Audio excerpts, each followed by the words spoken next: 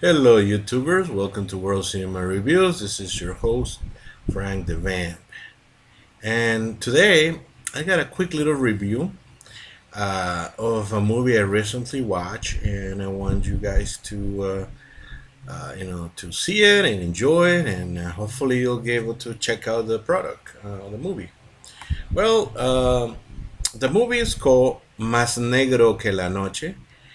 In English, is Blacker Than Night. It's a 2014 Mexican Spanish horror film. And it's a remake of a 1975 original, which unfortunately I have not been able to see. So comment down below if you see it. So I have to judge it by what it is, just as a standalone movie here. Um, the movie is directed by Henry Bedwell, and like I said, it's a Spanish and Mexican production, um, starring Surya Vega as Greta. And the other standout actress that I seen in the movie that I think it's worth mentioning is Margarita Sands. And the story is pretty much a horror story. It's a ghost story. Um, Basically, this lady inherits a house from her auntie that has passed away, and she has one request to take care of her cat, and so she does. She moves into the house, but she's got a few friends that kind of hang out with her. So and they don't have anywhere to live, so they all go live at this house, this Victorian old looking house, and let me tell you that basically they enjoy themselves. They're really fun. The house is nice. They have some money, so they're able to eat nice, live nice, and everything looks hunky dory. And the house, looks great. Except that there's some rooms that they haven't opened and cleaned in years because the housekeeper, um, which we'll mention later, Evangelina, which is played by Margarita Sanz, and yeah, she basically narrates what happened, and in a little bit to tell you what the plot is pretty straightforward, where there is a presence on the house, and because there were some murders that may or may not have been committed by her late auntie, and the people involved, and everything gives a big creepy vibe. So that's where I'm gonna leave the plot. There's not. It's basically it's a movie where it's very cliche. What can I say? You take people. There's gonna be a hunting. There's some motivation. There's gonna be murders. You just know it, and that's my. Let's talk about the bad first. My main complaint is that this movie is just cliche. It's just exactly what you think it's gonna be. I guess the ending, um, wow, way before it happened. A lot of jump scares, things that normally I wouldn't be talking about this movie because it's just so average.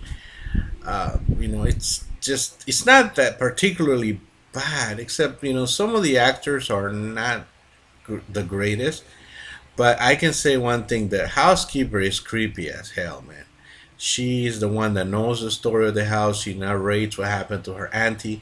She just kind of hangs around the corner and pops up unexpectedly, and she's always got this monotone voice.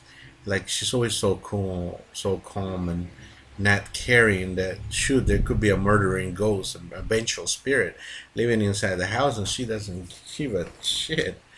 It's quite, her acting is awesome, and that makes a lot of the movie for me.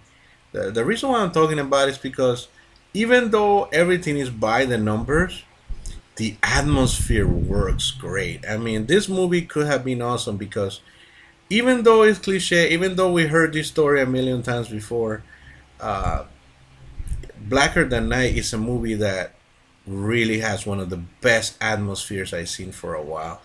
I'm thinking back of some atmospheres.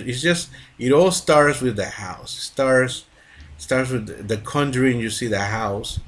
That's the thing. The Amityville horror.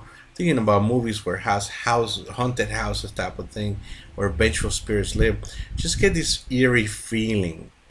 Every shadow it's scary. Everything's creepy. And it creeped me out a little bit. So, and a lot of things don't creep me out because I watch so many horror films. I'm callous to scare sometimes, so I want to be scared. So this movie, yeah, it did scare me a couple of times. Yeah, I'm not the biggest fan of jump scares, and there's jump scares and fake jump scares. Like I said, it's just that the filmmaker didn't take any risk. He's like, oh yeah, there's one cat, and if you're an animal lover, there's some cat scenes that may be disturbing. Just to warn you, it's a small spoiler, I guess, but it's he's involved in the horror, and of course, hopefully, no, I'm pretty sure no animals were harmed in the making of this picture. I think there's a thing at the end.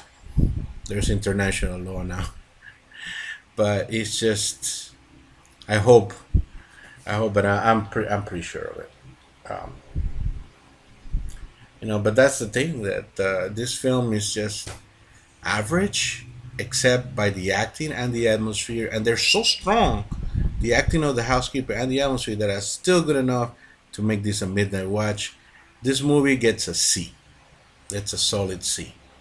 It's an average, but if you're lonely at night, there's a storm and you want to get scared, perfect movie to put in. It's not for the average viewing. If you're expecting great, you're gonna be disappointed. Had the acting been better and the story be a little bit more imaginative, it would have been better. But as it stands, it's a C. So please comment if you like the video, if you didn't like it as well, and please subscribe. One more thing, I'm coming up with more videos. I have some videos planned from Japanese horror, so expect some J horror pretty soon, and I have two cult movies from the 1980s in one of my segments that I really enjoy putting out, which is 80s movies showdown, where I grab two movies from the 1980s, so usually horror, and pin them against each other using crazy categories to find out which one's better. So stay tuned for that, and you're gonna love the two cult movies that I chose for this one. Take it easy, be well, and take care.